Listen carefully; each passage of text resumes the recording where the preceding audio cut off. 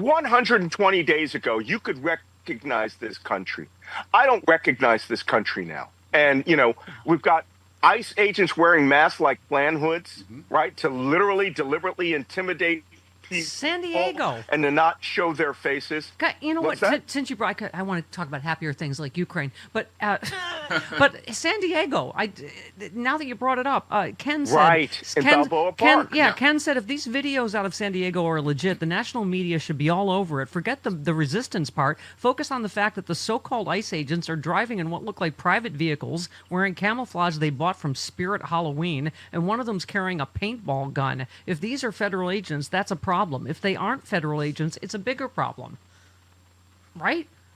Yeah, well, I think they're federal agents. What they saw was a pepper ball gun, which is used in riot control. The problem is these people don't identify themselves because they're the ICE is an intimidation force. And I'm going to say this on the record now. I've had it out with Glenn Kirschner over this on my podcast.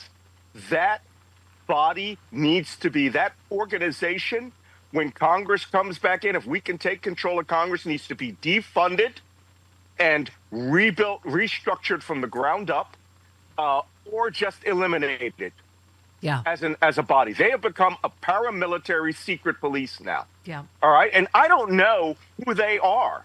I mean, people, you come to my door armed and not showing identification except for a patch that you can buy on eBay or a jacket that you can buy, like you said, at a costume store, and you think that you're going to roll up on innocent Americans. Someone is going to be killed here. There's going to be a gun battle where they say, I didn't know who these guys were, and I thought that they were just gang members or neo-Nazis. But you know what? They could be gang members or neo-Nazis. What if they're deputized Proud Boys? I'm an intelligence professional. Oops. Oh, dear. We're playing Freezy Frame. Yeah. It's his impression of Mr. Freeze. Oh. Huh? Well, come back to me, Malcolm. And I now have to go back. All right, I'm with you. All right, you're back. All right, listen, let's talk about happier things. You froze there for a second, but now you're back. Let's talk about this. I'm going to turn the camera. All right, this military operation. Off. Maybe the audio. Okay, there you go. Yeah, there we this go. military operation in Ukraine. I could talk to you about this all day. And also, I know Trump saw this because it was on Fox News. Oh God, that's the only good news. Yeah, Brit Hume scorched Trump for previously telling Zelensky he had no cards to play against Russia. Brit Hume on Fox News said it certainly does establish this country whose president was being told at the White House he didn't have any cards to play. He apparently had quite a few cards to play, including this daring attack. Hume praised the operation for wiping out a reported 30 to 40% of Russia's strategic bombing force. He said that's a major setback for Russia. It's an embarrassing intelligence failure, an embarrassing defense failure, and who knows what else the Ukrainians, who have proved pretty ingenious, may have up their sleeve. Can we just talk about how glorious this was, including him, of course, not telling Trump? Yeah. Uh-oh. Malcolm? Well, it's glorious. Yeah. Yep. You with me? Yep, gotcha. Yep, go ahead. Okay. It's glorious in the sense that they didn't tell Trump. Yeah. Because telling Trump and Tulsi Gabbard is like calling Moscow and giving this information up directly. Yeah. This is a great mission. It's one of the great spy missions. This is a real espionage mission, not like the Israeli one, which was a great spy mission, but it was actually just getting into their supply chain. In this mission, they lived and worked thousands of miles behind Russian lines. Yeah. And by doing that, they were literally living as Russians in Russia and carried out this mission. You can't get any better than this. But let me tell you, straight move by not telling the United States. And if this took a year and a half, these guys have a deck of cards left over to play. Yes. I got to ask you, Sailor, about them taking Harvey Milk, the name off the Navy ship. And they said, yes, it's deliberately because of Pride Month. Yes. Right? Yes, They did it deliberately. Oh, he's wiping his brow. No, his bandwidth is a little low, so he might be a little laggy. Is it? Yes. Can you hear me? Yeah, yes, we can hear you now. Yes. Good. God, you just whipped that out to make me angry, didn't you? Yes. Yes, I did. I mean, this is a disgrace. It's a disgrace. We've never changed the names of our warships. Yeah. And this happens to be what we call a USNS ship, right? A U.S. Navy supply vessel. And they're named after famous Americans who have served in the armed forces. Harvey Milk was a Navy dive officer. He was a Navy underwater diving instructor. I mean, the kind that do salvage.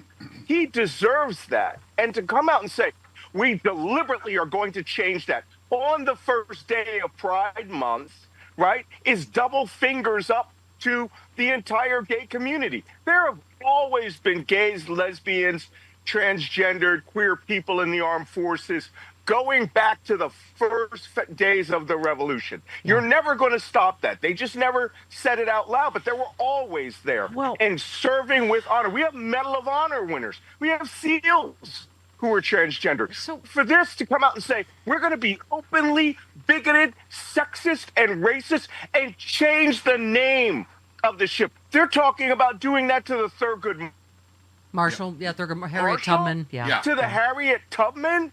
Yeah.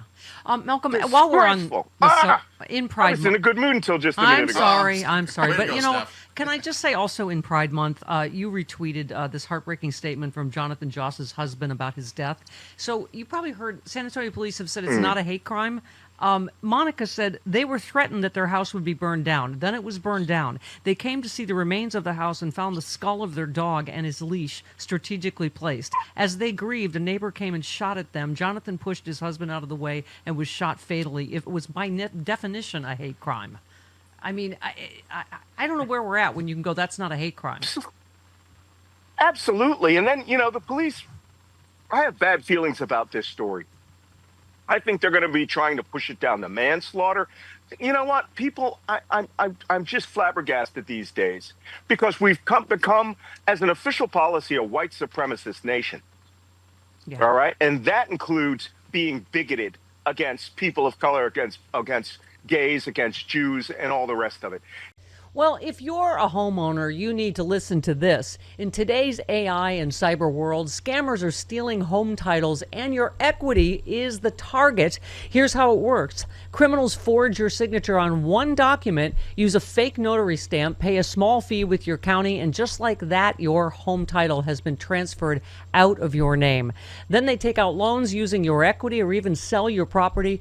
And you won't even know it's happened until you get a collection or a foreclosure notice. So when's the last time you checked your home title? If your answer is never, like mine was, you need to do something about it right now. That's why I have partnered with Home Title Lock so you can find out today if you're already a victim.